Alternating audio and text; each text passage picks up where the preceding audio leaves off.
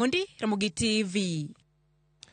Kaodhi nyime en ni koro nenore ka gima mutni moko e piny owacho nitiere wi ting' ma jong'ad rieko nigo e piny owacho noendo. Duolno mochung' ne jotije sirkal mano Public Service Commission koruoko kendo lero ting' mar jong'ad rieko go mana bang' ka jang'ad rieko ne piny owacho weche mag uchumi nyomonjo jochiw wach e lo kar jot ma jatend piny ewi kaka gikeyo ote ne jopiny. Oboke mondiki jakom duolno Ambassador Anthony Mushiri ochiwo ler ni jatend piny jalupne gi jotend migepe ema chik opuodho ne gi jong'ad rieko ka duol mar jotije piny owacho ema puodho kwan jong'ad rieko ne jatend piny kod jalupne. Jotend migepe ok bed gi jong'ad rieko ma okalo ariyo ka thuolo mar tij jong'ad rieko rumo ka apisa ma gitiyo ne wuok e apisi. Jong'ad rieko bende kik mi tije apisas mamoko mag sirkal.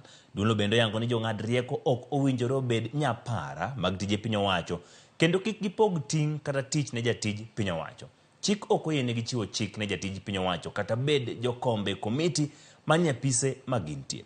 Jang'ad rieko David Ndii nyosomo ne jochiw wach mag State House ewi kaka ne gichiwo lendo ewi lal mar teko stima.